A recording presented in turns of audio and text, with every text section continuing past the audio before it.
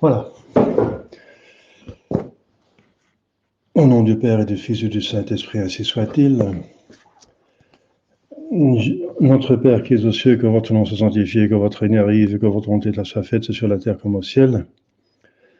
Donnez-nous aujourd'hui notre pain de chaque jour. Pardonnez nos offenses, que nous pardonnons à ceux qui nous ont offensés. Ne nous laissez pas tomber dans la tentation, mais délivrez les mal, ainsi soit-il. Je vous salue Marie, pleine de grâce, le Seigneur est avec vous. Vous êtes bénie entre toutes les femmes, et Jésus, le fruit de vos entrailles, est béni. Sainte Marie, Mère de Dieu, priez pour nous pauvres pécheurs, maintenant et à l'heure de notre mort, ainsi soit-il. Saint Joseph, priez pour nous. Nos saints anges gardiens, priez pour nous. Nos saints patrons, priez pour nous. Sainte Jeanne d'Arc, priez pour nous. Au nom du Père et du Fils et du Saint-Esprit. On est aussi dans la fête de Sainte Jeanne d'Arc. C'est malheureusement pas fêté en Belgique, mais je suis sûr que vous priez pour elle, hein, les Français. Ah, c'est très bien. Alors, il y a quelques personnes qui suivent, c'est très bien, vous êtes tous bienvenus. Alors, je continue le catéchisme que je fais pour Loïc et Linda, et on était aux œuvres méritoires. Catéchisme. Ah oui, donc voilà. Donc Constance a donné déjà un lien là de catéchisme que j'ai fait en 2017 à Belleuil, après la messe. C'était le dimanche après la messe que je donnais des catéchismes. Alors, les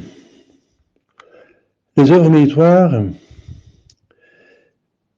on appelle œuvres méritoires, dit professeur Sperado, les actions qui sont récompensées par Dieu parce qu'elles ont été accomplies librement, conformément à sa volonté et avec intention de lui plaire.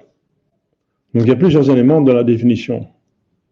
C'est des actions, c'est pas un état comme l'état de grâce ou l'état de péché mortel, c'est une action, donc vertueuse, hein, une action qui est récompensée par Dieu. Parce que les mérites, c'est quelque chose qui mérite, le mot le dit, mérite quelque chose, ça mérite une récompense. Récompensées par Dieu, parce qu'elles ont été accomplies librement, avec volonté libre. Le mérite vient donc de la libre volonté. Si c'est forcé, il n'y a pas de mérite. Si c'est si c'est par force, par contrainte, il n'y a pas de mérite. Donc là, le mérite réside dans la liberté. C'est pour ça que seuls les hommes et les anges peuvent mériter. Les animaux ne peuvent pas mériter. Donc, accompli librement, et l'homme aussi peut être contraint à quelque chose, et alors à ce moment-là, c'est plus libre. Par exemple, la souffrance dans le purgatoire n'est plus méritoire au sens strict, n'est-ce pas? Parce que c'est forcé. Et la souffrance dans l'enfer non plus. La souffrance n'est pas méritoire. C'est un châtiment. C'est la justice qui fonctionne à ce moment-là. Donc, mérite, les œuvres méritoires sont accomplies librement. Conformément, bien sûr, donc, ce sont des bonnes actions, donc librement. Parce qu'on peut aussi mériter un châtiment, mais si on mérite une récompense. Donc c'est conformément à la volonté de Dieu et avec l'intention de lui plaire. Parce qu'on peut faire quelque chose conformément à la volonté de Dieu et librement, sans penser à ce que c'est pour lui plaire, comme un Chinois païen qui quelque part fait son travail de tous les jours, eh bien il fait la volonté de Dieu finalement sans rendre compte, et il le fait librement, mais il ne mérite rien en vue du ciel parce qu'il ne le fait pas pour Jésus-Christ. Jésus-Christ dit « Sans moi, vous ne pouvez rien faire ». Ça veut dire rien mériter au niveau surnaturel. Et aussi au niveau naturel, on ne peut rien faire parce que toutes les forces naturelles viennent bien sûr aussi de Dieu. Voilà, la définition est bien complète, n'est-ce pas? C'est clair. Ce sont les œuvres méritoires. Les actes de celui qui agit par des vues purement terrestres sont sans valeur devant Dieu. Voilà. Même si ce sont de bonnes actions, ces actions sont naturelles et elles méritent une récompense naturelle. Si le Chinois païen fait son travail, il cultive le riz, il fait du riz dans les champs pour sa famille, eh bien, sa récompense, c'est qu'il a une récolte de riz dont il peut manger et nourrir sa famille. Donc, une action purement naturelle a aussi, avec l'intention naturelle, hein, de la nature humaine, intelligence, mémoire, volonté, le corps et l'âme, mais pas pour plaire à Dieu, pas avec rien de surnaturel, eh bien, ça donne un résultat naturel, mais aucun résultat surnaturel. Sans moi, donc sans l'état de grâce, vous ne pouvez rien faire. Voilà, je suis. Jésus est donc l'arbre, nous sommes les branches. Une bonne œuvre est d'autant plus méritoire devant Dieu. Donc, il y a des œuvres qui sont plus méritoires que d'autres. Donc, d'où vient donc la qualité du mérite? Eh bien qu'elle a été faite avec plus de désintéressement et qu'elle coûte à l'âme plus d'efforts sur elle-même. Donc, cela implique que c'est fait avec plus d'amour.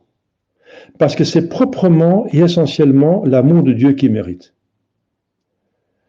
Et s'il y a plus d'efforts, il faut plus d'amour. L'amour qui ne compte pas. Hein. Saint Paul dit l'amour ne compte pas. Elle ne compte pas les efforts. Si on n'a pas d'amour, on compte les efforts et on dit jusque-là et pas plus, hein, ça suffit. Ça veut dire qu'on n'aime pas sans limite. Eh bien, Dieu, on l'aime sans limite, donc on ne compte pas les efforts. Eh bien, d'autant plus que c'était fait par désintéressement, c'est-à-dire on se désintéresse de ses propres avantages et on pense qu'à plaire à Dieu, eh bien, c'est l'amour, tout simple. Hein. Ça, c'est l'amour de Dieu, tout simple. Eh bien, donc désintéressement et prêt à faire des sacrifices, ça donne les mérites parce que ça suppose plus d'amour de Dieu. Et l'amour de Dieu, c'est ça qui, c'est expliqué dans le petit texte. Hein. Le mérite dépend encore du degré d'amour de Dieu. Vous voyez, c'est marqué dans le petit texte. Le petit texte, j'ai pas le temps de vous lire le petit texte, mais vous avez tous Pyrago. Si vous n'avez pas, vous trouvez ça sur Internet en PDF. Hein. Donc, Pyrago, c'est mieux l'avoir en texte papier, bien sûr. Eh bien, c'est dans le petit texte. Je me limite dans ce catéchisme le texte en grandes lettres pour ne pas partir dans de trop longues exposés. C'est très, très, très intéressant, le petit texte, mais c'est trop long pour un catéchisme comme ça, comme ça le dimanche. J'ai demandé à Loïc et Linda de lire le petit texte, hein. Ça c'est sûr. Il faut le lire, mais pas le connaître aux examens. Voilà. Alors, les bonnes œuvres les plus recommandées par Dieu sont la prière, le jeûne et l'aumône. Eh bien, la prière, le jeûne et l'aumône sont des choses très particulières, mais en plus, ce sont des titres de plusieurs autres œuvres méritoires. Donc, il y a la prière au sens strict, c'est ce que vous connaissez, et la prière au sens large, c'est tout acte de culte. Vous voyez ? C'est encore expliqué par tes textes. Jeûne comprend, donc ce que vous savez, c'est de prendre un repas par jour, mais au sens large, c'est la fuite de tous les péchés, la mortification de la chair en général. Donc même l'abstinence de l'acte conjugal, si on est marié, ça appartient au jeûne. Faire des petits sacrifices qui coûtent quelque chose. Par exemple, le père Pop, quand il était dans le train, il avait un pied qu'il ne posait pas sur terre, sur le plancher. C'est un effort physique qui faisait du mal, et c'est un petit sacrifice qu'il faisait, corporel, pour mériter encore une grâce, pour sauver une âme, etc., pour délivrer une âme du purgatoire, ou faire obtenir une grâce dont il avait besoin. Donc ça appartient au jeûne au sens large, et l'aumône comprend tous les services qu'on peut, au sens large, au sens strict, pardon, au sens strict, c'est l'argent qu'on donne, mais au sens large, c'est tout ce qu'on peut procurer au prochain par son avoir. Donc la prière, c'est l'action surtout de l'âme. Le jeûne, l'action surtout du corps qui fait du bien, et le monde, c'est les œuvres méritoires avec notre avoir, avec tout ce que nous possessons. Donc, prière et jeûne, c'est l'être spirituel et matériel. Donc, nous sommes âme et corps, et au monde, c'est notre avoir, nos possessions. Donc, il y a trois domaines, trois sortes, trois espèces de œuvres recommandées méritoires. Donc, il y a trois grandes parties. Donc là, effectivement, donc l'Écriture sainte, et quand l'Écriture sainte, Dieu ou l'Église parle de la prière, de l'aumône et du jeûne, il faut voir est-ce qu'il parle au sens strict ou au sens large. Ici, c'est au sens large. Alors, j'explique un petit peu. La prière, le jeûne et l'aumône nous conduisent le mieux à la perfection.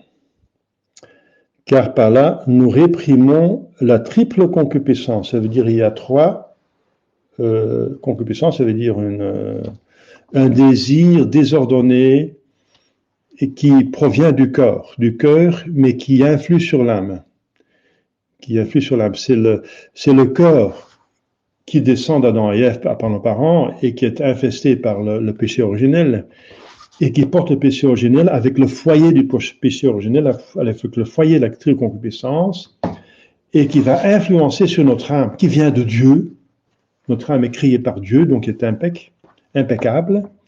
Elle est immaculée, mais puisqu'elle est créée dans le corps, immédiatement elle contracte le péché originel. Donc, et le péché originel dans l'être, c'est un état de péché mortel, et dans son agir, c'est une tendance qu'on a dans le corps pour pécher.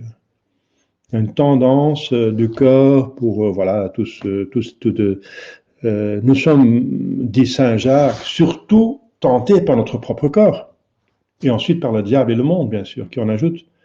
Mais il y a quelque chose en nous qui appelle ce que le diable et le monde nous propose comme péché, et c'est ça la concupiscence. Donc la concupiscence, ça va encore dans les trois sens. Hein. Donc l'esprit, c'est l'orgueil. La sensualité, donc c'est le corps. Et la concupiscence des yeux, c'est l'avoir. Et l'agir, c'est la volonté. Donc l'orgueil est corrigé par la prière, au sens large, la sensualité par le jeûne, au sens large, et la concupiscence des yeux par l'aumône, au sens large. Voilà, donc c'est très clair. Ça va dans le sens des conseils évangéliques, comme dit le petit texte. Hein. Le petit texte, c'est pour ça que les religieux qui tendent à la perfection, mais la perfection consiste dans l'amour de Dieu. Donc alors, pourquoi c'est ce qu'on parle alors de la perfection des trois vœux? Parce que les trois vœux ne parlent pas directement de l'amour de Dieu, mais de l'obéissance, la chasteté et la pauvreté. Eh bien, c'est parce que ces trois vœux qui sont l'organisation des conseils évangéliques donnés par Jésus. Donc, ce n'est pas des commandements, mais des conseils.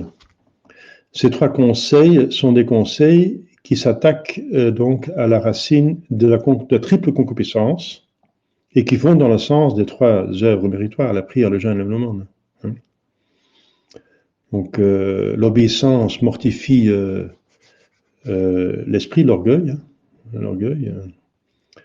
La chasteté mortifie le corps. Et la pauvreté mortifie l'avoir. Donc, le désir de posséder, d'avoir des influences sur les autres, d'avoir une emprise sur les choses. Désordonnées. Parce qu'une emprise bonne, c'est bonne, mais on ne cherche pas une emprise pour l'emprise. On cherche l'emprise éventuellement pour faire du bien avec, pour plaire à Dieu, comme les rois et les papes ont une emprise sur les hommes pour faire du bien. Mais il y a les gens de la franc-maçonnerie, etc., qui cherchent le pouvoir pour le pouvoir et pour finalement tyranniser les autres. Vous voyez la différence. Ensuite, le catéchisme continue. les actions les plus communes peuvent devenir méritoires quand on les accomplit dans l'intention d'honorer Dieu. Donc l'intention est très importante. L'intention peut rendre une action neutre, qui n'a pas de mérite en soi, comme aller se promener. Aller se promener n'a pas de mérite en soi, c'est plutôt plaire à soi-même, c'est plutôt chercher une détente. Mais si on cherche la détente par intention de plaire à Dieu, qui nous a créés de telle façon qu'il faut utiliser tous ses talents, qu'il faut toujours chercher à aimer Dieu avec toutes ses forces, et qu'on a besoin forcément d'une détente pour pas craquer, parce que le proverbe dit qu'à l'arc, ou l'arche, c'est l'arche, l'arc, non, c'est l'arc, pardon, que l'arc ne peut pas être toujours tendu, hein, sinon il casse, donc il faut détendre l'arc. Donc il faut avoir l'homme aussi doit avoir une détente. Même Saint Jean, l'évangéliste, il s'amusait avec un petit oiseau approvisionné.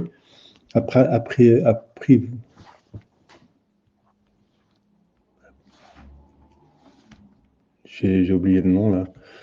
En français.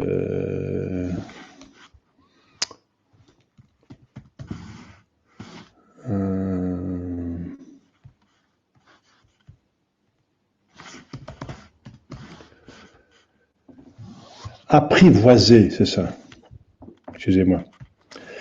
Donc, il avait un petit oiseau apprivoisé avec lequel il jouait. Et on demandait à cet apôtre, n'est-ce pas, vénérable, le dernier qui restait, parce que les autres étaient morts de martyrs, on était martyrisés, c'est le seul qui restait, qui est venu très âgé, n'est-ce pas? Il me demandait pourquoi il jouait avec un oiseau, c'est parce qu'il disait justement que l'arc ne peut pas toujours être tendu. Donc, si on se détend par soumission à l'état dans lequel Dieu nous a créés, justement, qu'on a besoin de détente, et pour après mieux fonctionner, alors la détente mérite, c'est méritoire, même si allez, je vais aller jusqu'à la limite. Jusqu'à la limite, c'est qu'on peut mériter en dormant. Et c'est même dans l'Écriture sainte que l'homme en dormant mérite, et que le bon Dieu, pour l'homme juste qui dort, il arrange toutes les affaires, toutes ces choses. Si on dort parce que Dieu nous a créés comme ça qu'il faut dormir, donc on dort par obéissance à Dieu, c'est notre condition humaine de dormir. Si on ne dort pas, on craque, n'est-ce pas, on se rend malade, on n'a pas le droit de se rendre malade, sinon on va pécher contre le 5e commandement, qui nous oblige de prendre garde d'une manière prudente de notre santé. Alors, si on va dormir pour justement répondre à cette condition que Dieu nous a imposée, donc répondre à sa volonté, qu'il faut prendre un sommeil raisonnable, alors on mérite même en dormant, si on va dormir avec ces intentions-là.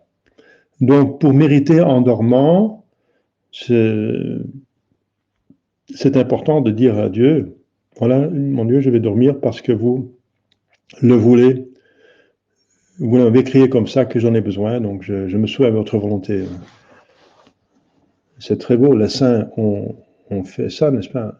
Alors pourquoi perdre 8 heures de mérite si on peut facilement avoir 8 heures de mérite avec une simple prière? Donc, avec une simple expression de l'intention d'honorer Dieu.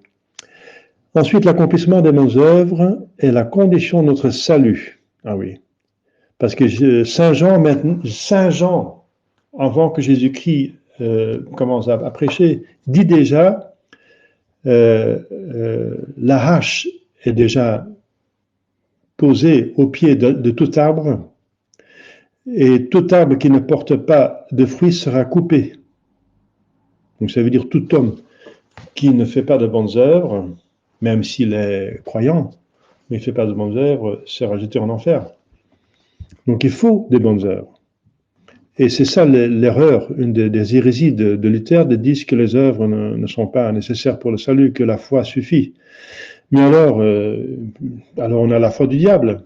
Le diable aussi, il croit parce qu'il ne voit pas Dieu, parce que voir Dieu, c'est être dans le ciel, il n'est pas dans le ciel, donc il ne voit pas Dieu, donc il a la foi, mais il ne vit pas selon la foi.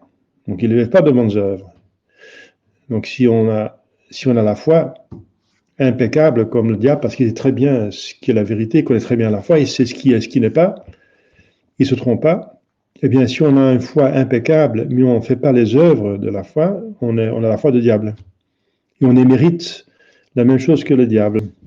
Donc, c'est très fort, n'est-ce pas? Donc, il faut absolument faire de bonnes œuvres, hein, et autant que nous, on peut. Ça dépend des talents que Dieu nous a donnés, hein, parce que c'est encore la parabole des talents. Celui qui a reçu 5 en fait 5 d'autres, celui qui en a 2 en fait 2 autres, et voilà. Donc, celui qui a reçu plus de talents doit donner plus de bonnes œuvres que celui qui a reçu moins de talents, mais tout le monde fait ce qu'il peut. Voilà, c'est ça l'important, qu'on fait ce qu'on peut, alors on fait ce qu'on doit.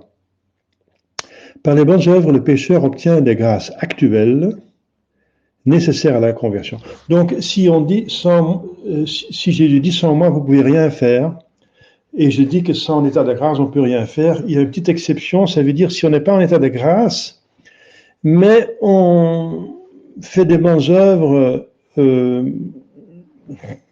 il y a quelque part quand même une bonne intention dedans, bien sûr, c'est pas par méchanceté qu'on fait des bonnes œuvres, parce qu'on peut faire des bonnes œuvres avec un mauvais but, une mauvaise intention. Par exemple, donner l'aumône pour être vu et pour être loué par les hommes, donc c'est hypocrite. On ne donne pas l'aumône pour faire du bien aux pauvres, mais pour se faire exalter par les autres. Donc alors il n'y a pas de mérite du tout. Mais si on fait un pécheur prie, par exemple, prie, en soi ça ne mérite rien parce que sans moi vous ne pouvez rien faire, mais par grande miséricorde de Dieu, par grande condescendance, Dieu peut considérer ça quand même comme un motif pour lui donner la grâce de conversion. Et la même chose pour les grâces, pour les autres bonnes œuvres. Parce que Jésus dit, celui qui fait miséricorde aux autres, il lui sera fait miséricorde. Par Dieu, bien sûr. Et avec la mesure qu'on mesure les autres, et avec la mesure qu'on aide les autres, on sera aidé soi-même par Dieu. Donc, on sera aidé, je veux dire, en vue de l'acquisition du ciel. Donc c'est une exception quand même. Le pécheur peut rien mériter, mais au sens strict, il peut rien mériter, parce que sans Jésus, on peut rien mériter, mais au sens large, Dieu, par condescendance, peut tenir compte des bonnes œuvres qu'il fait, qui sont sans mérite, mais quand même, qui montrent quelque part une bonne volonté. Et il faut dire aussi d'autre part, que une bonne volonté de la part du pécheur peut déjà contenir un certain amour de Dieu. Et cet amour de Dieu lui donne déjà l'état de grâce. Vous voyez, c'est lié l'un avec l'autre. Le juste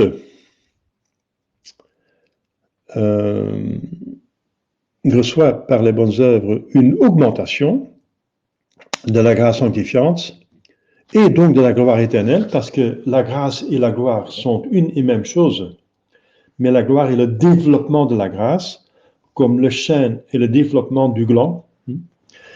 Donc c'est une et même chose, mais la grâce, quand à la mort, devient gloire. Donc l'augmentation de la grâce sanctifiante, la rémission des peines temporelles, donc qui mérite le purgatoire, donc qui diminue le purgatoire. Le juste, ça veut dire celui qui est en état de grâce, c'est ça que ça veut dire, le juste. Celui qui est justifié, ça veut dire qui peut entrer dans le ciel, éventuellement en traversant le purgatoire, mais quand même qui est destiné, qui est en état de grâce, eh bien, il peut justement obtenir la rémission des peines temporelles.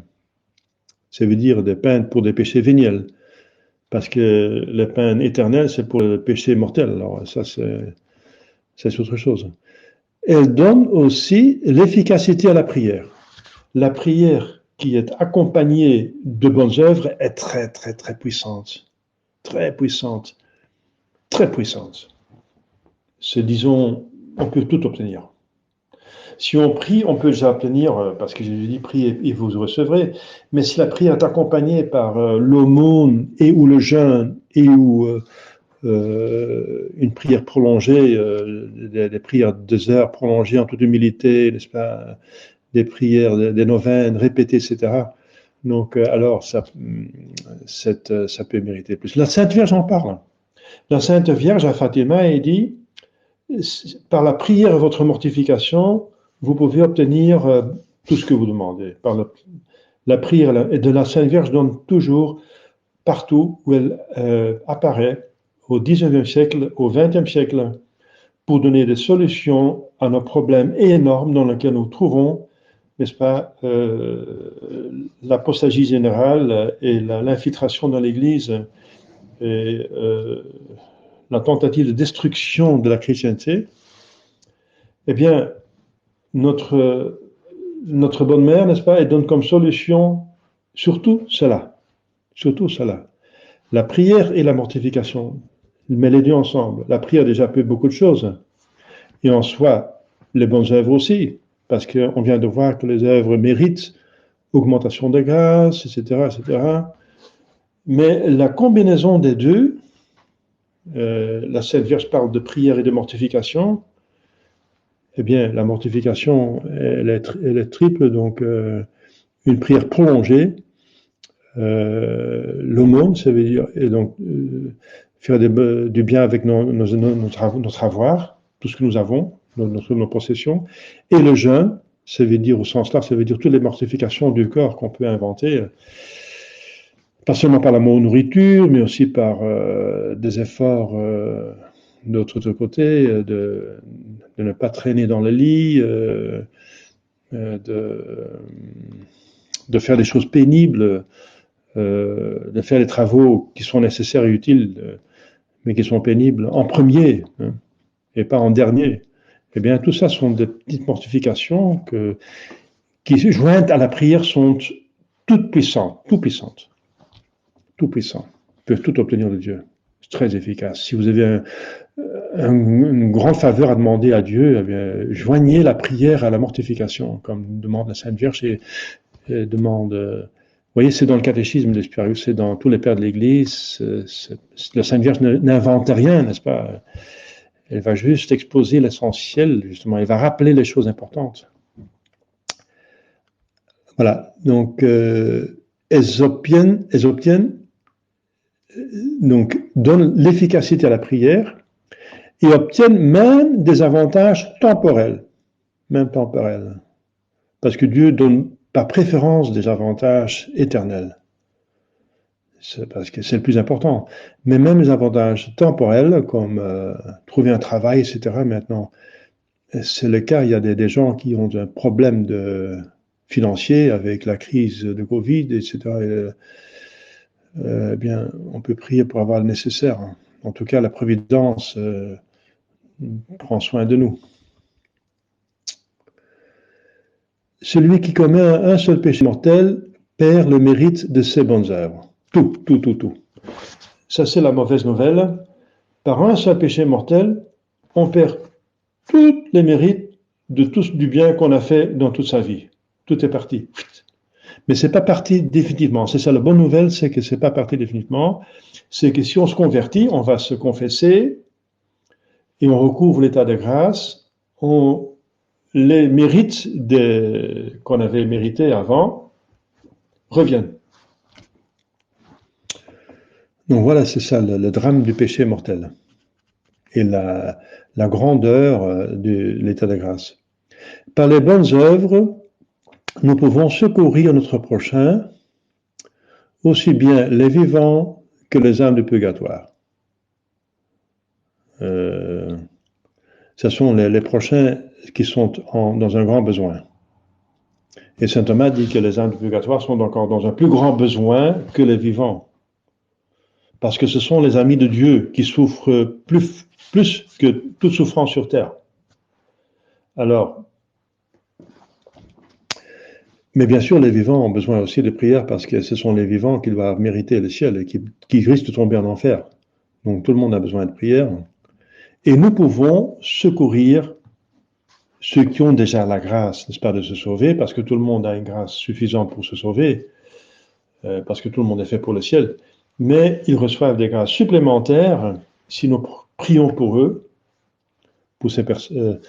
Pour ces personnes, eh bien, ils ont plus de grâce pour se convertir. C'est pour ça que la Sainte Vierge dit à Fatima, priez et sacrifiez-vous pour sauver des âmes qui autrement vont se perdre.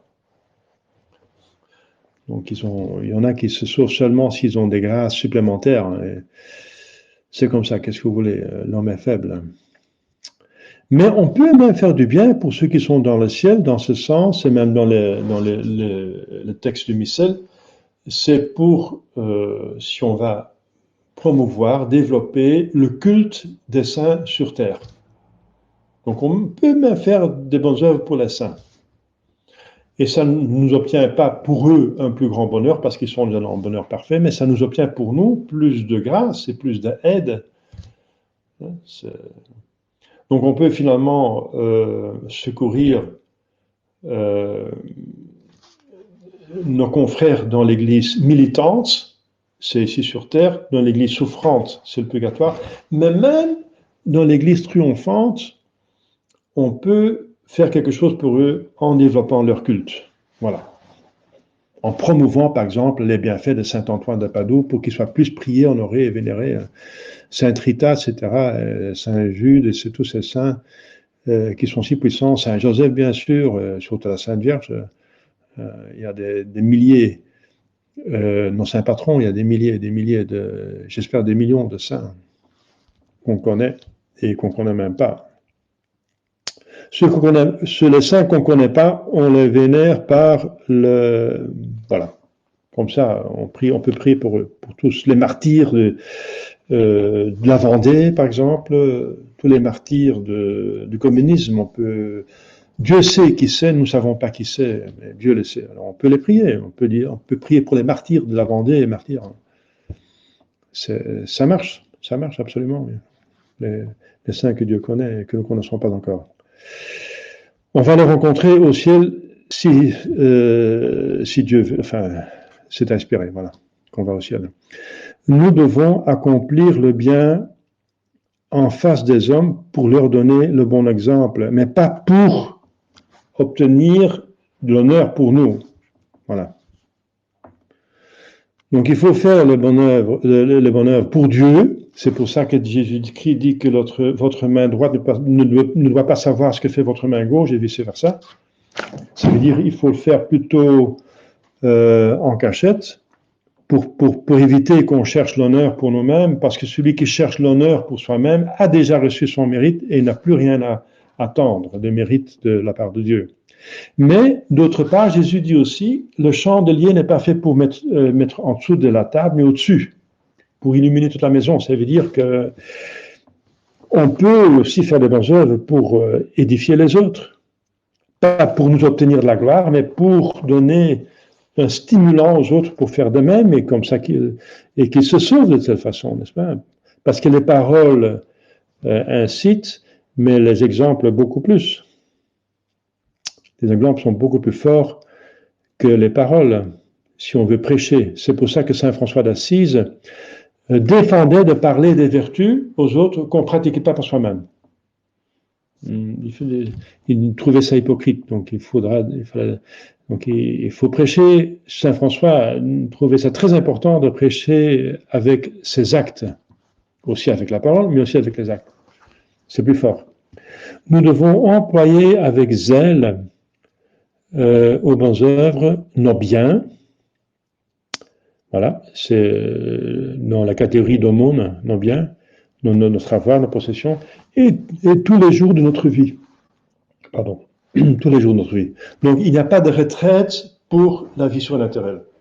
Dans la vie naturelle, 65 ans, enfin en Belgique, c'est comme ça, pour les femmes, 60, 65 ans. On va profiter, voilà. On ne travaille plus. Premièrement, c'est très mauvais pour la santé, ne plus travailler, ne plus rien travailler. Bien sûr, le stress n'est pas bien, mais il faut faire quand même un minimum pour rester actif. L'homme n'est pas fait pour n'y rien faire. Alors, on va détériorer si on ne fait plus rien. Mais au niveau surnaturel, ça n'existe pas. Un prêtre, par exemple, ne va jamais en retraite. On est prêtre jusqu'à dans l'éternité. Hein. Donc, on ne va pas en retraite. On va continuer à faire ce qu'on peut, bien sûr. On n'est pas tenu à l'impossible, on fait ce qu'on peut. Tous les jours de notre vie. Voilà. Et la détente, c'est sûrement importante, pour autant, et autant que pour autant qu'on en a besoin pour mieux fonctionner après. et pour faire du bien après. Alors, il y a là un autre chapitre, la vertu, mais je vais rentrer ici sur l'écran. Est-ce qu'il y a des questions entre-temps?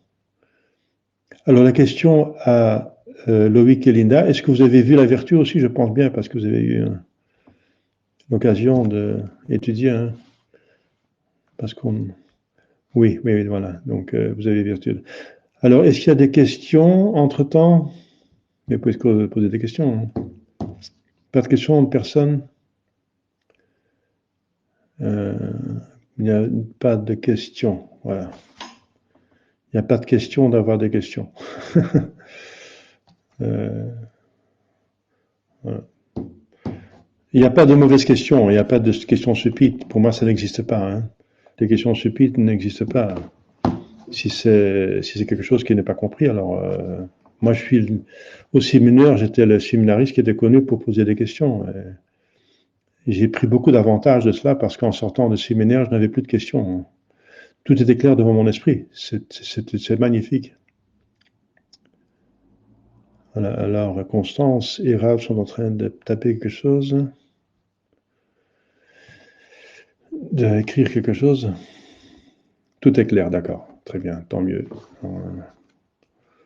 Alors on peut commencer, on va continuer encore quelques minutes. Voilà, la vertu. Alors, la vertu. Les vertus ont une valeur supérieure aux bonnes œuvres. Donc, pratiquer une vertu directement, c'est plus méritoire que faire une bonne œuvre.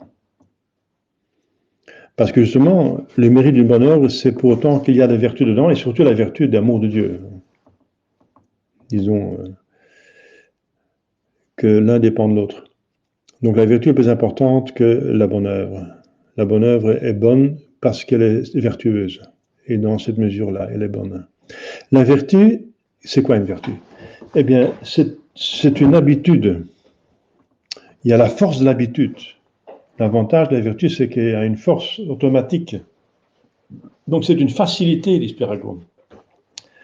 C'est une facilité d'agir et de bien agir, de faire le bien. Et cette facilité est acquise par une pratique constante. Donc c'est par la pratique, c'est par les actes de la vertu qu'on obtient la vertu, ou qu'on renforce ou développe la vertu. C'est en faisant ces actes. De plus qu'on fait les actes de patience, de plus qu'on devient patient, par exemple. Par une pratique constante et l'inclination de la volonté vers le bien. Donc c'est une facilité de bien faire et une inclination de faire le bien. C'est le contraire du vice. Hein. Le vice est aussi une habitude qui donne la force d'habitude et c'est une facilité de faire le mal et par une pratique constante du péché et l'inclination de la volonté vers le mal. Donc c'est le contraire malheureusement. Donc le vice est détruit par la vertu et la vertu par le vice.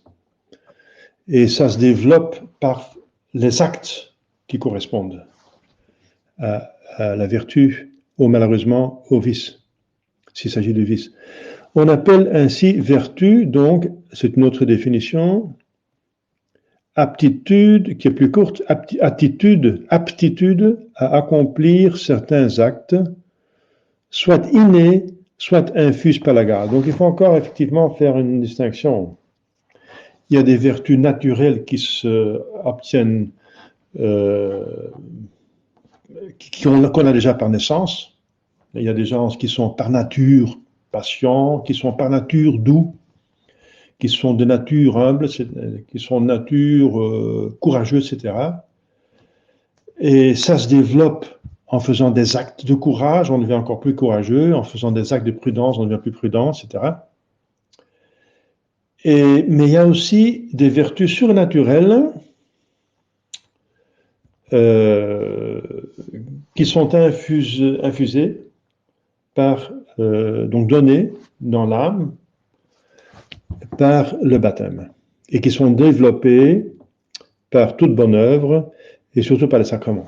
Donc, vous savez que par le baptême, on reçoit toutes les grâces et toutes les vertus, etc., infuses, mais que par l'extrême, pardon, par la confirmation, on reçoit le développement, la force de croissance jusqu'à la perfection, à la plénitude de la vie surnaturelle.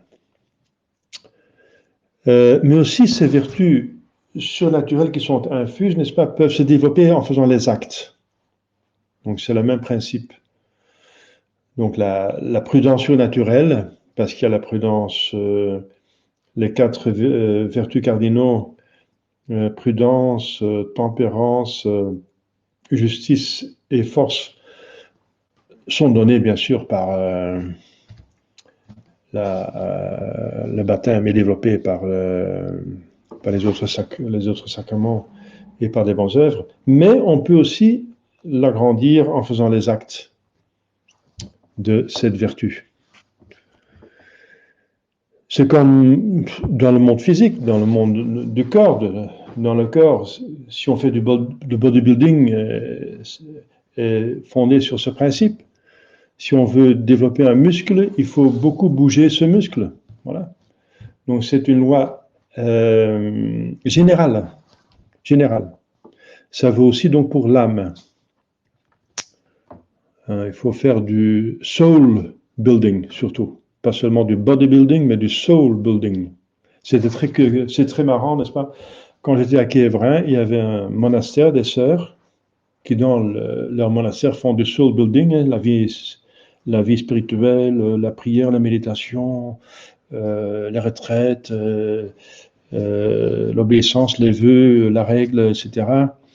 Et en face, il y avait une maison où on faisait du bodybuilding. D'un côté de la rue bodybuilding, d'autre côté soul building. Ça veut dire building, ça veut dire la formation. Hein. Formation du body, ça veut dire formation du corps. Bodybuilding ou soul building, c'est la formation de développement de l'âme. Et c'est vrai, tous les deux ont quelques principes en commun, qui sont des principes généraux. Ça veut dire la répétition de l'acte développe l'habitude, la vertu. Donc la répétition de l'acte est très importante. Faire beaucoup d'actes de vertu développe la vertu. Alors la récompense éternelle, mais puisqu'il est inné et infusé, on peut aussi prier que la vertu augmente. Donc si on prie que la vertu augmente, on reçoit plus de grâce, la vertu infuse, mais il faut en même temps faire beaucoup l'acte pour la développer de manière naturelle, aidée par la grâce. Voilà. Donc il faut les deux. Toujours les deux, ce principe s'applique. Faites ce que vous pouvez et vous faites ce que vous devez. Et faites ce que vous pouvez et le bon Dieu fera le reste. C'est un principe qui s'applique aussi à la vertu. La récompense éternelle n'est méritée que par la vertu parfaite, c'est-à-dire pratiquée en état de grâce. Ouais, sinon, c'est une vertu imparfaite. Donc, effectivement, un homme en état de péché mortel peut avoir une vertu. Il peut être prudent, il peut être juste, etc. Il peut être doux, etc. C'est possible. Il y a personne n'est 100% mauvais. Il y a toujours quelque chose de bien encore qui est dans l'homme. Mais ça s'appelle la vertu imparfaite. La vertu parfaite, au sens large, hein, il n'y a rien de parfait dans l'homme, sauf Dieu. Dieu est parfait. Mais c'est nommé parfait de sens large, ça veut dire pratiquer en état de grâce. Et alors vraiment, c'est une vertu qui mérite vraiment la récompense éternelle, l'augmentation de grâce, l'état de grâce, etc. La vertu n'est acquise et augmentée que par la lutte et les victoires sur soi-même. Car la vertu, donc la vertu est acquise, ça veut dire s'il y a encore un vice à déraciner, il faut développer la vertu, et en faisant les actes, la vertu peut se croître en ce moment, jusqu'au moment qu'elle est plus forte que le vice, et alors la vertu est acquise. C'est ça que ça veut dire, la vertu est acquise. Ça veut dire qu'elle est capable à dominer le vice contraire. La vertu est acquise et augmentée que par la lutte et les victoires sur soi-même. En général, effectivement, si on prend la chasteté, j'ai dit souvent à mes pénitents, n'est-ce pas, la chasteté, c'est pas une vertu de paix, mais c'est une vertu de victoire dans la lutte. Voilà, c'est ça. Donc si on n'a pas jamais de tentation, on n'est pas normal. Enfin, on n'est pas normal, c'est ça. Un homme ou une femme normale, la nature fait son travail, et la nature est malheureusement chutée, donc elle a des concupiscences qui sont pas bonnes, donc il faut lutter constamment, comme vous savez, donc il y a des moyens d'être chaste, et vous les connaissez, hein. Si vous ne les connaissez pas, on en parlera. Non. Voilà, donc c'est une lutte. Et c'est pour toutes les vertus, comme ça, n'est-ce pas? Lutter contre la colère, l'impatience, il y a beaucoup de gens qui luttent contre leur impatience, hein. C'est typique pour les sanguins. Les sanguins ont la tendance d'être impatients. Les bileux plutôt coléreux.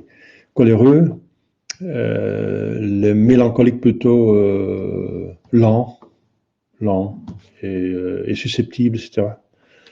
Susceptibles et qu'est-ce qu'il y a encore, les flegmatiques, c'est plutôt effectivement la paresse, la lenteur aussi, et la paresse. Et oui. Auquel ils doivent lutter. Donc pour les Français sont plutôt, ils ont une tendance, puisqu'ils ce sont des latins, les peuples latins sont sanguins, donc il y a une tendance générale à l'impatience. Donc toute nation et tout tempérament a un côté positif, un côté ombre. Il y a le soleil, et le soleil fait ombre, bien sûr, rien à faire. Donc il faut essayer de redresser les côtés faibles. Donc la vertu se heurte à des obstacles intérieurs, bien sûr, puisque la vertu c'est quelque chose d'intérieur, le vice aussi, donc les inclinations mauvaises qui commencent par les péchés originels. Il y a seulement 2 personnes qui n'ont pas le péché originel, enfin 4, Adam et Ève avant la chute, et Jésus et Marie, bien sûr, après la chute d'Adam et Ève. Donc tous les autres hommes, des milliards d'hommes, sont tous nés et conçus avec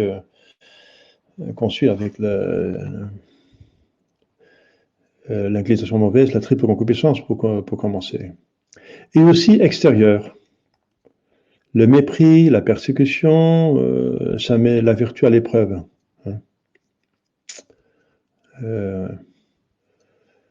Le mépris met à l'épreuve l'humilité, ce qui est une vertu importante mais très difficile, et la persécution met à l'épreuve justement la patience, qui est aussi une vertu très importante et aussi difficile, mais très importante. L'utilité de la vertu consiste à nous rendre vraiment heureux en cette vie et en l'autre. Voilà. Le bonheur consiste en grande partie en l'acquisition de la vertu. L'homme vertueux est un homme heureux, au profond de son âme, plus profond de son âme. Tous les biens me sont parvenus avec la sagesse, qui est une grande vertu. Avec la sagesse de l'Écriture sainte, tous les biens me sont accourus avec la sagesse, avec la prudence. Sans prudence, il n'y a pas de vertu. Donc, pour donner un exemple, les saints étaient toujours des hommes heureux, toujours. Même dans le goulag, il était heureux. J'ai ici un livre de Monseigneur Sloskans. J'ai trouvé, c'est un évêque qui était dans le goulag. Eh bien, il était traité pire qu'un animal. Eh bien, il dit c'est le temps le plus heureux que j'ai eu, parce qu'il était consolé par Jésus. Comme Saint Jean de la Croix dans son cachot, qui était méprisé, flagellé, tapé, etc., mis à jeun, etc., par ses propres confrères, il a écrit la flamme vive de l'amour et le cantique des cantiques, justement, à ce moment-là. Eh bien, il était consolé par Dieu. Eh bien, la consolation de Dieu est plus forte que toutes les tribulations que le monde et le diable peuvent nous causer. Donc, l'homme vertueux est déjà heureux sur terre, quoi qu'il arrive. Il faut souvent faire des actes des 3 vertus théologales, parce que ce sont les plus importantes. Il y a des vertus qui sont plus importantes que d'autres. J'ai parlé des vertus très importantes d'humilité, de douceur et de patience, mais il y a encore des vertus qui sont les plus importantes, ce sont les 3 vertus théologales, c'est dans le texte de Saint Paul 1, Corinthiens 13. Et de tous ces 3, Saint Paul dit que l'amour de Dieu est la plus importante de toutes. Il faut faire sur tous les actes, c'est évident, il faut faire surtout ce qui est le plus important. Surtout faire les actes des 3 vertus théologales, mais surtout à la réception des sacrements et à l'article de la mort. L'article, ça veut dire le passage. Avant de mourir, bien sûr, il faut se concentrer sur l'essentiel. Foi, espérance et charité. Dieu, je vous crois, j'espère en vous et je vous aime. C'est important, ça.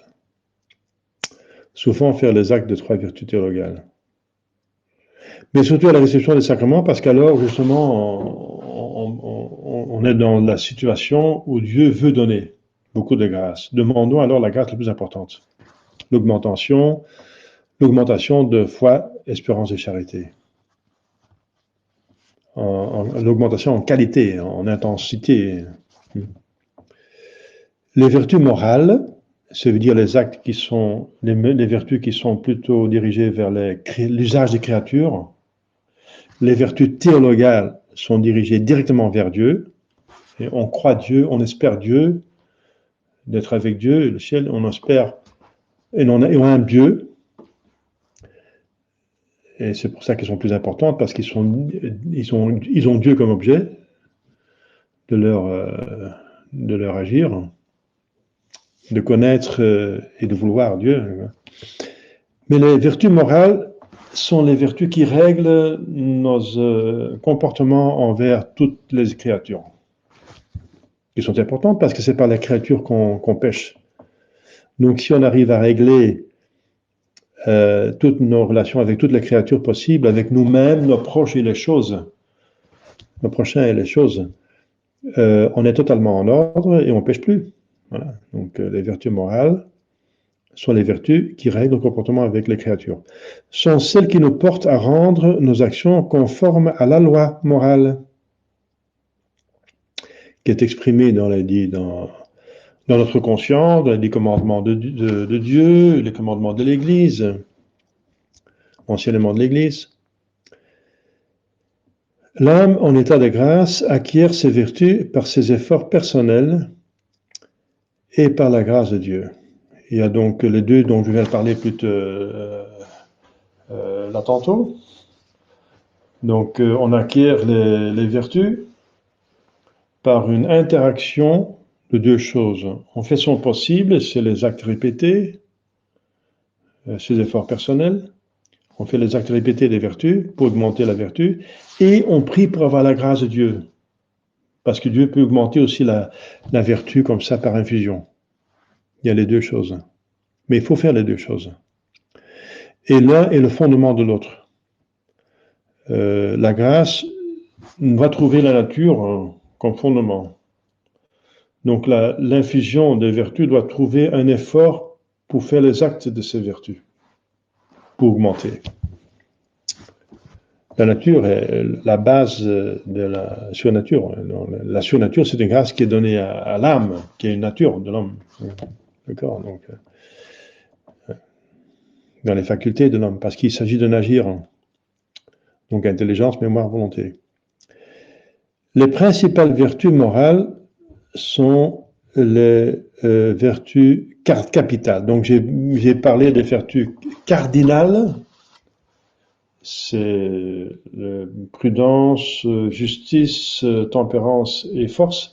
Mais ici, il parle de vertus capitales, ça veut dire les vertus les plus importantes, pratiquement pour la vie spirituelle. L'humilité. Tout le monde sait que l'humilité, Jésus le dit, apprenez de moi parce que je suis doux et humble de cœur. Donc c'est très important. L'obéissance, qui est la mortification la plus intime, c'est le sacrifice de sa propre volonté.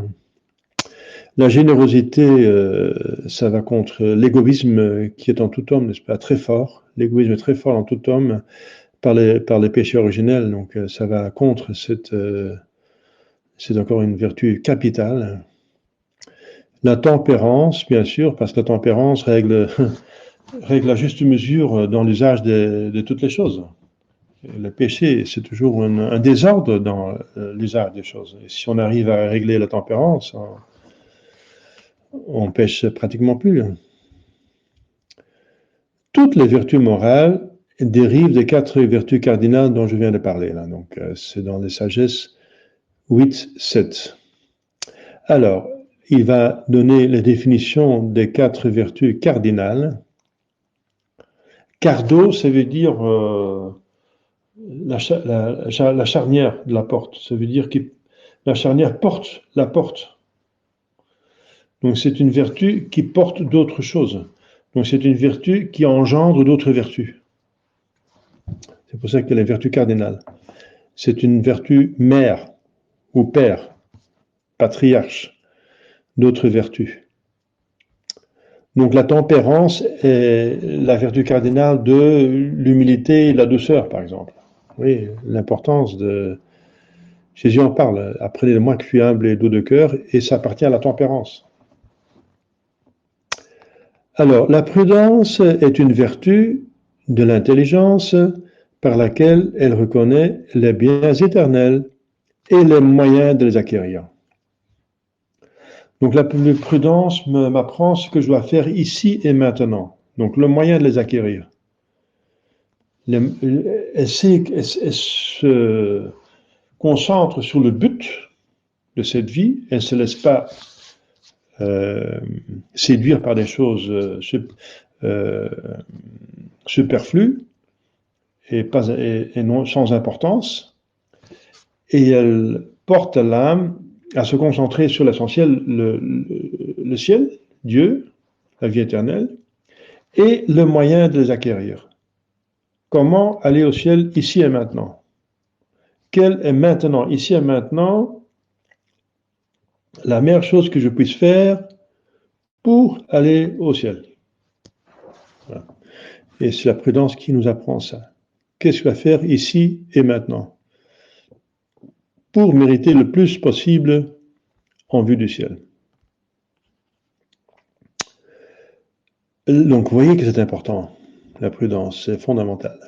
Si on a une prudence parfaite, on est saint, c'est simple.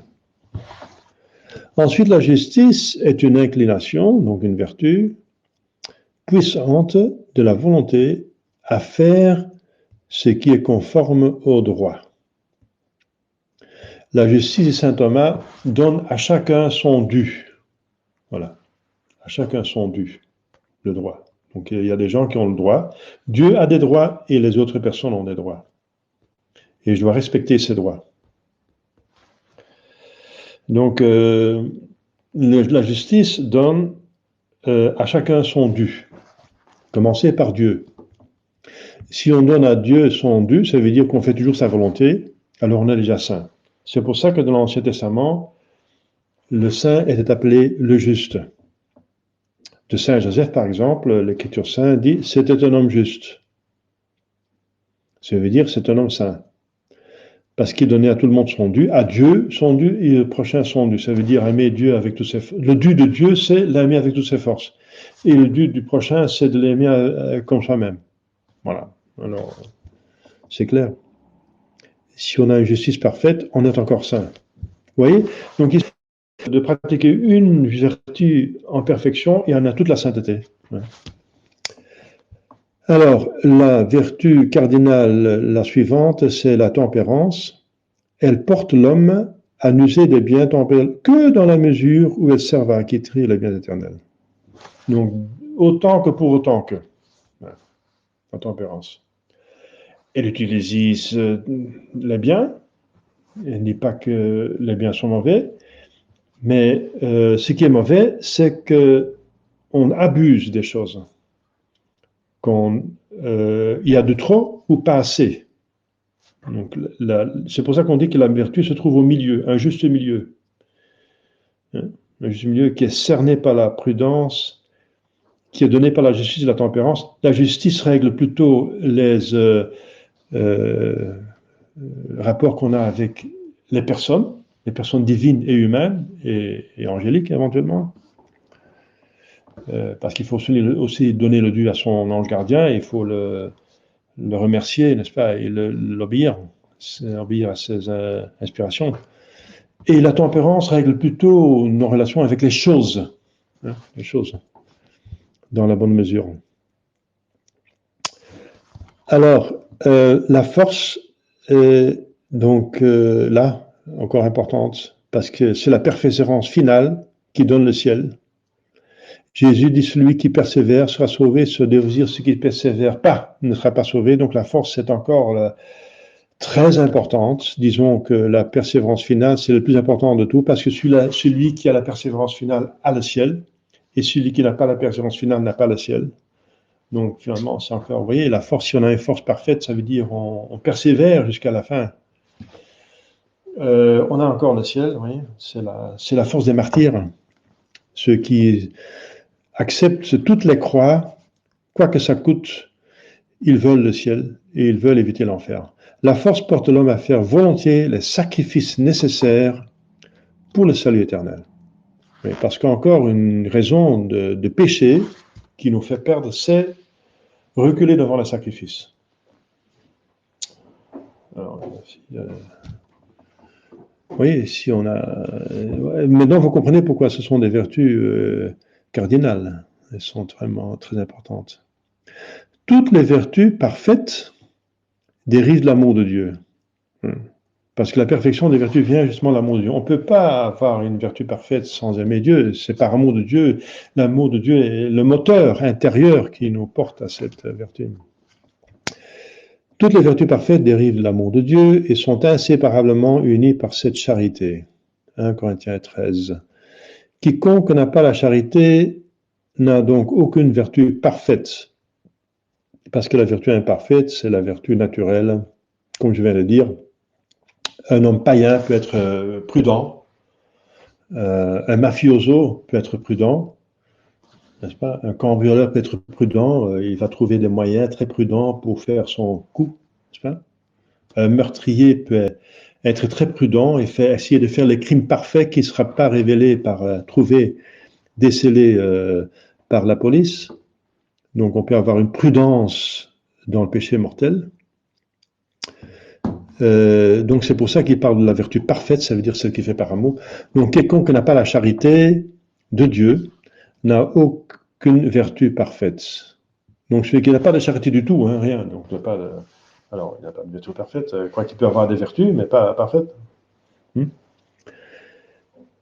Mais celui qui la possède, la charité, les possède toutes, quoique à des degrés différents, parce que la charité c'est la reine qui est accompagnée de la cour. La reine, c'est la vertu de la charité, et la cour, c'est toutes les autres vertus. Pour commencer par la foi et l'espérance, parce qu'on ne peut pas aimer ce qu'on ne connaît pas, donc la foi est importante. La foi est nécessaire, parce qu'on ne peut pas aimer ce qu'on ne connaît pas, et la foi nous apprend comment bien est Dieu, mais la charité est plus importante, parce que c'est celle qui nous unit à Dieu, au sens strict et propre. Quoique à des degrés différents, voilà. Ça dépend des...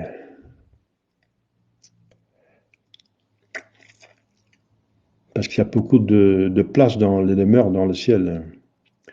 Et les saints ont plutôt exercé cette vertu-là ou une autre vertu. Donc il y a toute une une gamme de vertus et de sainteté, comme dit saint Paul. Il y a plusieurs étoiles dans le ciel qui diffèrent en éclat et même en couleur. Quiconque manque d'une seule vertu parfaite manque toutes les autres.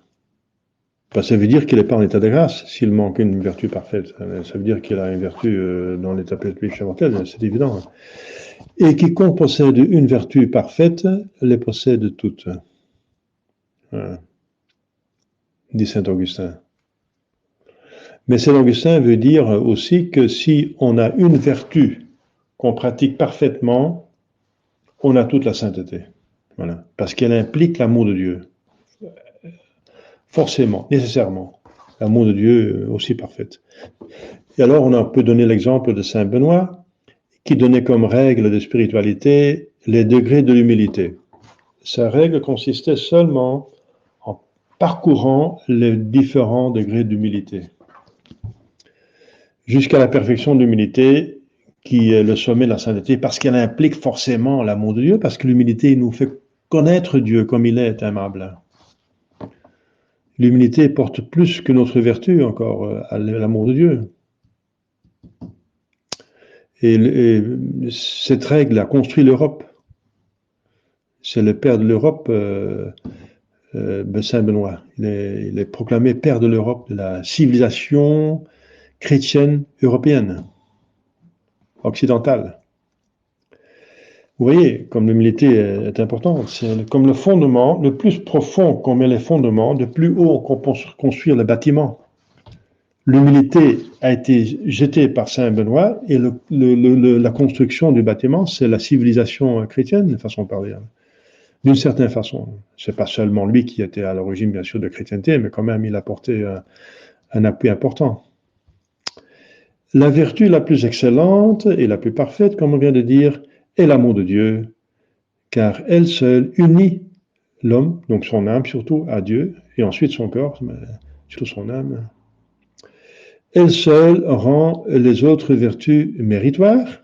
Hein? Donc je viens de dire que les mérites des autres vertus sont la mesure de l'amour de Dieu qu'elles contiennent, et elle seule subsiste après la mort. Voilà. Bien sûr, parce qu'après la mort, on n'aura plus besoin de tempérance, pour commencer, on n'a plus de corps, jusqu'à la résurrection, etc. Donc la seule vertu qui sera vraiment encore en acte actuel, donc ce sera l'amour de Dieu. La foi ne sera plus là parce qu'on voit Dieu. Alors dans le ciel, on voit Dieu, alors il n'y a plus de foi. L'espérance n'est plus là parce qu'on possède Dieu, donc il n'y a plus espérer d'aller en ciel parce qu'on y est. Alors il n'y a plus l'espérance s'évanouit, etc. Donc la seule vertu qui va rester, c'est l'amour de Dieu qui va rester en acte. Les vertus croissent par l'augmentation de la grâce sanctifiante et par la pratique. Voilà. Donc la pratique, on a déjà expliqué ça. Donc de plus qu'on pratique l'acte de la vertu, de plus qu'on augmente la vertu, et la grâce sanctifiante, bien sûr, parce que la grâce sanctifiante va toujours de pair avec les vertus infuses. Donc, quand on reçoit la grâce sanctifiante par le baptême, on reçoit aussi les vertus infuses, et si elle augmente par les autres sacrements, surtout par la confirmation, mais aussi par le sacrement de mariage, on reçoit des vertus, l'infusion des vertus qu'on a besoin pour bien faire le mariage, etc. Donc, ça augmente aussi les vertus. Et les vertus augmentent aussi la grâce sanctifiante. On a vu que les vertus portent à faire des œuvres méritoires, et les œuvres méritoires méritent l'augmentation de grâce sanctifiante, donc c'est vice-versa. Toutes les vertus parfaites sont perdues par un seul péché mortel. Ah oui, parce qu'elles contiennent la perfection des vertus, justement l'amour de Dieu.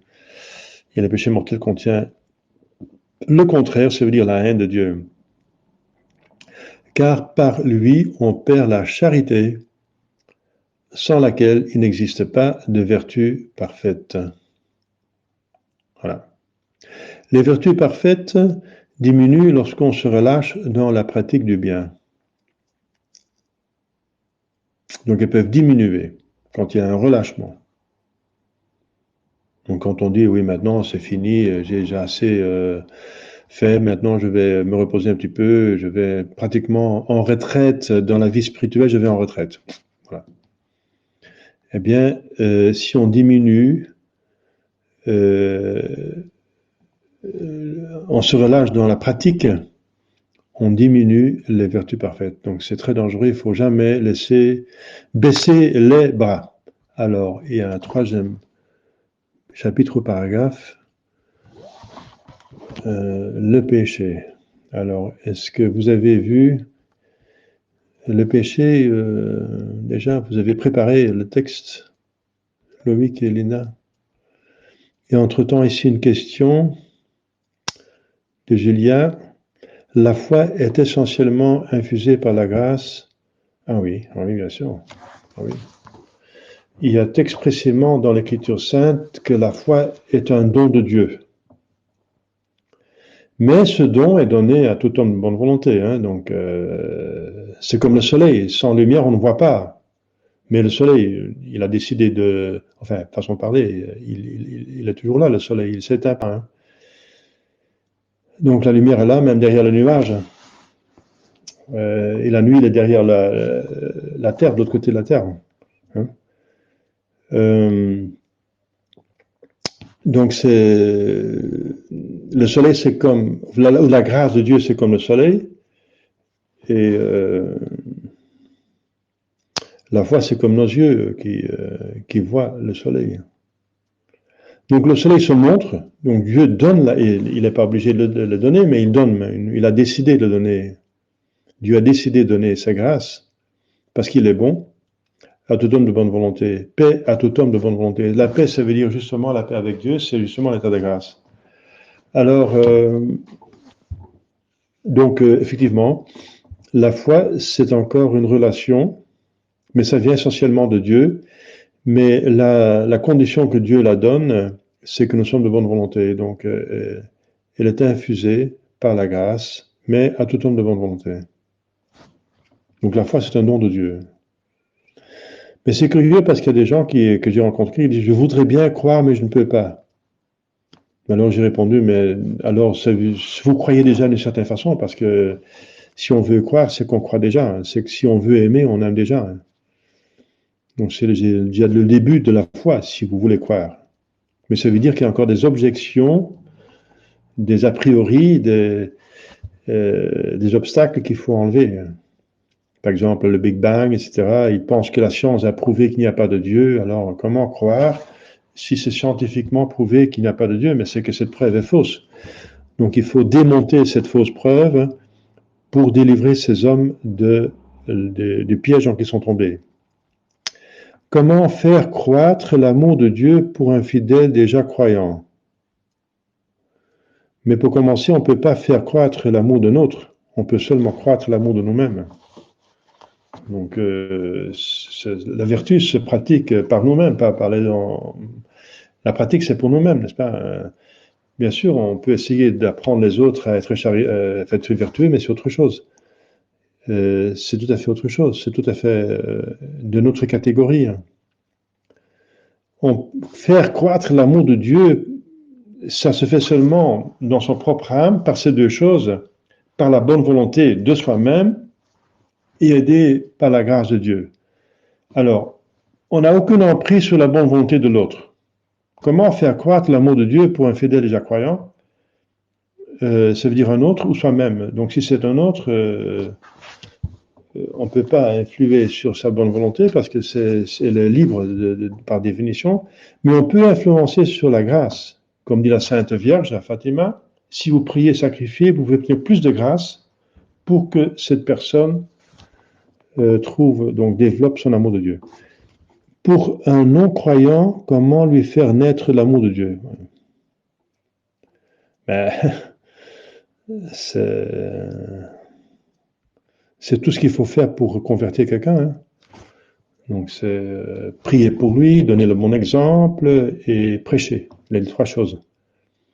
Prêcher, dire la vérité, parce que la foi commence par l'ouïe, et l'ouïe se fait par la prédication, dit Saint Paul. Donc il faut prêcher, il faut parler, mais encore doit-il être de bonne volonté, parce que Jésus dit, ne jetez pas les perles pour les pourceaux, donc il faut encore que les gens soient de bonne volonté. Donc parlez pour autant que vous pouvez espérer qu'ils vont accepter, ensuite priez et mortifiez-vous, donc faites des prières et des mortifications pour que Dieu donne des grâces. Et la volonté bonne, ça vous ne pouvez rien y faire. Même Dieu ne peut ni rien faire, parce que c'est libre. Dieu respecte sa propre créature. Ça veut dire, la volonté est de définition libre. Ça veut dire qu'elle a soi-même pour cause, soi-même, pas un autre. Donc l'homme est libre. Il peut dire oui ou non. Judas a eu toutes les grâces qu'un apôtre peut recevoir et il s'est damné quand même. Et 11 autres se sont sauvés. Mais un s'est damné qui a eu les mêmes grâces que les autres. Et même Jésus a prié pour lui et la Sainte Vierge a prié pour lui. Et ça ne lui a rien apporté. Enfin, ça apportait des grâces, mais il a encore refusé ses grâces. Donc, ça veut dire que l'homme reste vraiment libre. Et ça, on ne peut rien y faire. Sinon, il n'a pas de mérite. C'est pas de volonté. On vient de voir que sans volonté libre, on n'a pas de mérite. À ce moment-là, on est des automates. On n'a pas de liberté. Donc, pour un non-croyant, comment lui faire naître l'amour de Dieu? Eh bien, c'est, voilà, donner le bon exemple, prêcher par l'exemple et par la parole, et prier pour lui, et faire des sacrifices pour lui, pour que Dieu donne encore des grâces, pour qu'il se convertisse. Et alors, ça dépend de lui. Il peut se sauver, il peut encore se damner, ça dépend de lui. Personne va au ciel contre son gré, hein. Personne va en enfer sans l'avoir mérité, non plus. Voilà, c'est la seule chose qu'on peut faire. Donc il faut savoir que l'homme est libre. Donc c'est pas un automate, c'est pas parce qu'on fait ses prières qu'il va se convertir. Ça marche pas comme ça. Hein. L'homme reste libre, même s'il reçoit toutes les grâces du monde, enfin du monde surnaturel bien sûr. Il peut encore dire non. Voilà, donc c'est possible. Donc l'homme est... Il n'y a personne qui est obligé pour dire oui. On est obligé moralement, mais pas physiquement. Ouais. Voilà, alors, bon, on a quand même passé une bonne heure, même plus qu'une heure. Hein. On va s'arrêter ici. S'il n'y a plus de questions, donc on prend un rendez-vous dimanche prochain. Ça va, là? Donc, surtout pour ceux qui suivent le catéchisme, qui se préparent. Il y a quelques personnes qui sont là, qui se préparent à des sacrements. Voilà. Donc, s'il n'y a pas de questions, on fait la prière finale. Au nom du Père et du Fils et du Saint-Esprit, ainsi soit-il. Notre Père qui es aux cieux, que votre nom soit sanctifié, que votre règne arrive, et que votre volonté soit faite sur la terre comme au ciel. Donnez-nous aujourd'hui notre pain de chaque jour. Pardonnez nos offenses, comme nous pardonnons de ceux qui nous ont offensés. Et ne nous pas succomber à la tentation, mais délivrez-nous du mal, ainsi soit-il. Je vous salue Marie, pleine de grâce, le Seigneur est avec vous. Vous êtes bénie entre toutes les femmes, et Jésus, le fruit de vos entrailles, est béni. Sainte Marie, Mère de Dieu, priez pour nous pauvres pécheurs, maintenant et à l'heure de notre mort, ainsi soit-il. Saint Joseph, priez pour nous. Nos saints anges gardiens, priez pour nous. Nos saints patrons, priez pour nous. Saint Jeanne d'Arc, priez pour nous. Tous les saints et les saints anges du ciel, priez pour nous. Au nom du Père et du Fils et du Saint-Esprit, ainsi soit-il. Voilà, à la fois prochaine. Au revoir.